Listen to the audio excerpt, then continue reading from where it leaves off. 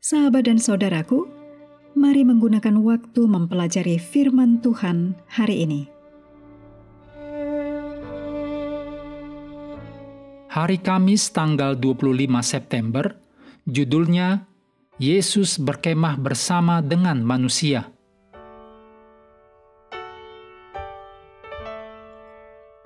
Kita mulai dengan doa singkat yang didasarkan dari Imamat 26 ayat 11. Aku akan menempatkan kemah suciku di tengah-tengahmu, dan hatiku melihat kamu. Amin.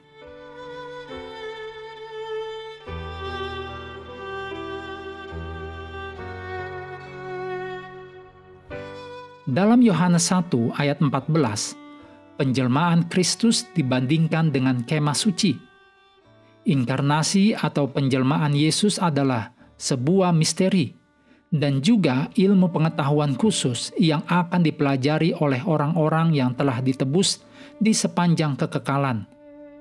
Rasul Yohanes menyatakan bahwa Kristus dengan mengambil tubuh kita ke dalam dirinya, menyatakan bahwa Ia berdiam bersama kita dengan cara yang nyata. Yesus di sini dalam rupa manusia menyerupai Allah dalam Perjanjian Lama yang tinggal bersama bangsa Israel di kemah suci di Sinai dan di padang gurun saat mereka melakukan perjalanan ke tanah perjanjian. Selama inkarnasinya, Yesus berdiam di antara manusia. Sungguh suatu pengorbanan yang tak terduga. Allah yang kekal turun kepada kita sebagai salah satu dari kita untuk meyakinkan kita bahwa Dia sungguh-sungguh adalah Immanuel, Allah beserta kita. Dalam Matius 18 ayat 20, Yesus berkata bahwa di mana 2 atau 3 orang berkumpul dalam nama-Nya, Dia akan ada di sana, di tengah-tengah mereka. Kristus menyertai umat-Nya melalui kehadiran Roh Kudus.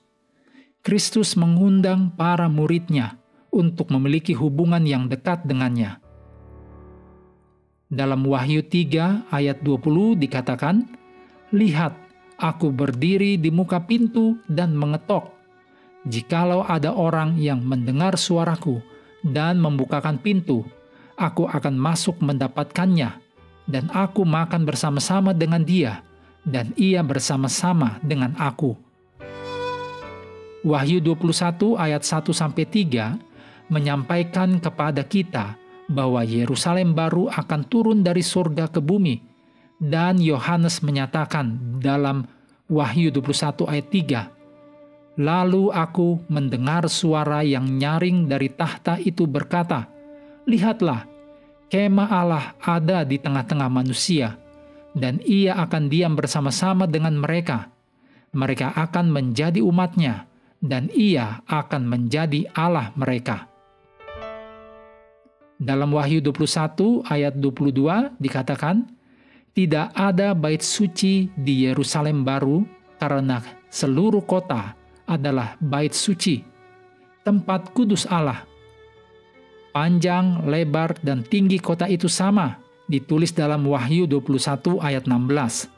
"Seperti halnya tempat maha kudus di tempat kudus yang berbentuk kubus, dengan semua sisinya sama." Pada masa kekekalan di dunia tanpa dosa, kematian, atau penderitaan, kita akan tinggal di hadirat Allah kita. Melihat apa yang telah dijanjikan kepada kita di dalam Yesus, doakan agar kita dapat belajar untuk bertahan sampai akhir.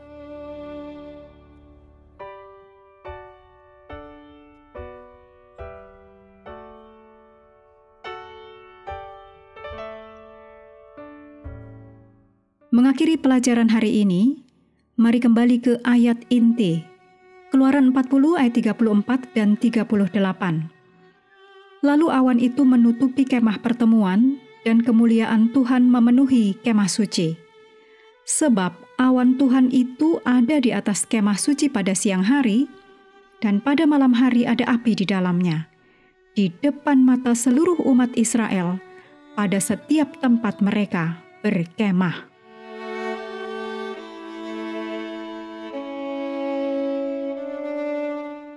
Sahabat juga perlu melengkapi waktu untuk bersekutu dengan Tuhan setiap hari dengan bacaan Alkitab sedunia. Percayalah kepada nabi-nabinya yang melanjutkan dari Ulangan pasal 9. Tuhan memberkati kita semua.